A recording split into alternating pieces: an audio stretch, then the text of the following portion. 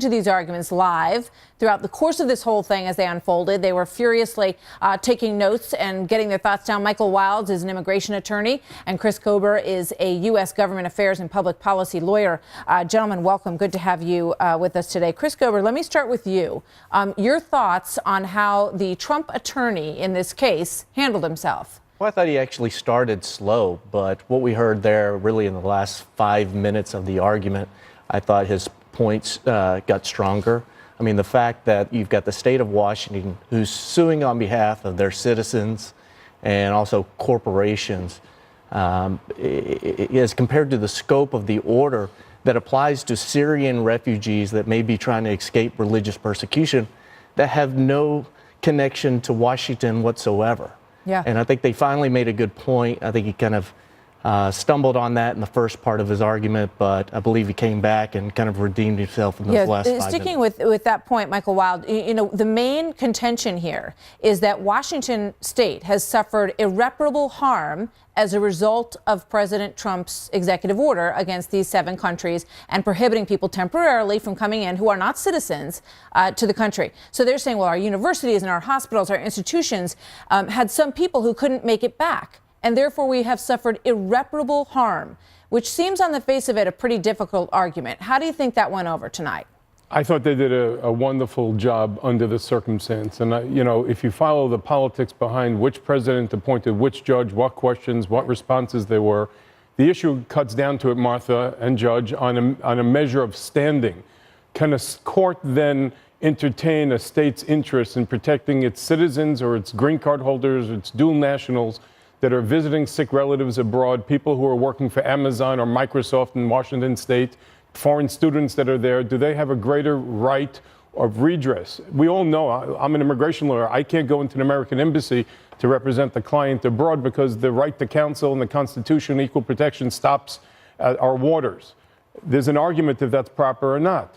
Here, the states are acting within the confines of America, and the president's admirable lawyers then argue that we are focused more on trying to create a vetting system to make sure that we are not going to be put in harm's way. They're citing cases. My father, who is an immigration professor, retired, and a senior partner of our practice, the Kleindienst, the Mandel cases, these are Marxist and communist. They're going back to Hallmark cases. Fundamentally, there were constitutional and there were statutory arguments made today. Yeah. And the question is, will they hold muster? And we're all curious about what happens with this. They both did a good job. Let's open this up and bring in Judge Napolitano and get your thoughts on this. One of the arguments that was made at the end is that because the Trump administration, President Trump himself and others, they mentioned Rudy Giuliani, because in other references they made reference to a Muslim ban along the way, that sort of supersedes what is actually in the executive order, in the document that they are supposed to be discussing. How does that hold up? You know, judges get to ask whatever questions they want, but the questions were highly, highly out of place to ascribe to an executive order statements that the president made when he was a candidate, or statements that one of his advisors, Rudy Giuliani, made either when he was a candidate or after he had been elected.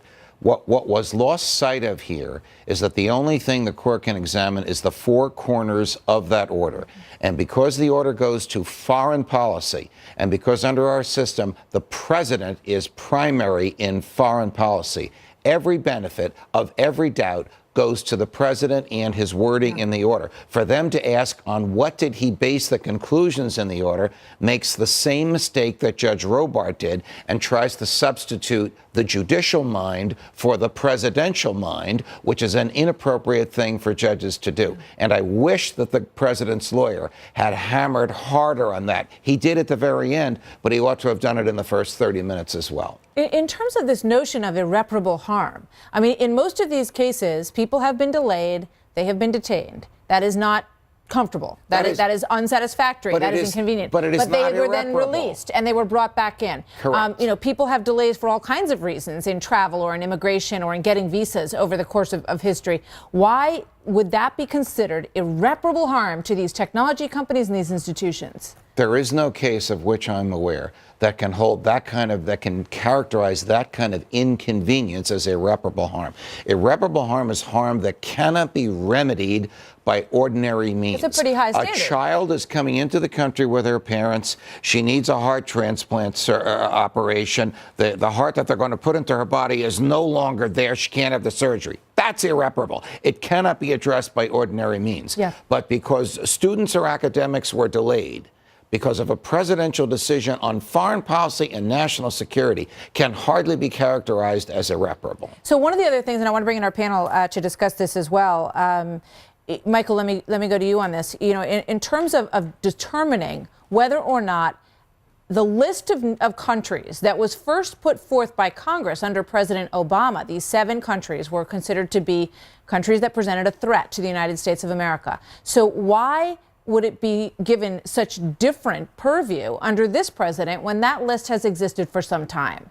I happen to agree and disagree first, Martha, with the judge. Irreparable injury would be stated, and it's a term of art, if the Establishment Clause was proven to have been breached, whether we argue Explain one that side to or the everybody other. at home in terms of the Establishment In other Clause. words, the Establishment Clause is saying that by default, the Jewish and Christian refugees would be given a leg up over Muslims as an exception to the vague order. Article 3 says any alien from those countries, with the exception of, I believe, Article 5 or 7, minority religions. So the state is advocating that irreparable harm would be per se, it would be perceived, in fact, if there was a breach of this Establishment Clause. On your question, Martha, and again, President Obama's national security team identified these 7 countries as hotspots. That's right. No American, no immigration lawyer, no father, mother, child wants to have any one soul admitted by accident because a vetting system is done improperly.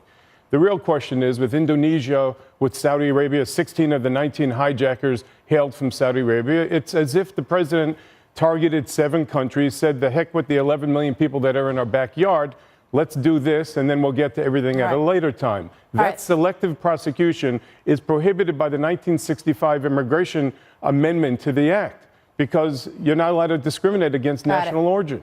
Michael, let me go to Mr. Gobar. Your take on that, too. I think that what you have here are 2 conflicting statutes where one says that you can't discriminate on the basis of nationality, another that gives the president broad presidential authority to determine who can come into the country. I don't think when President Obama was limiting refugees from Syria that we heard the state of Washington making that argument. That's something we're hearing new today. All right. So here with a very different viewpoint on the president's executive order, Lee Gellert has been an ACLU attorney for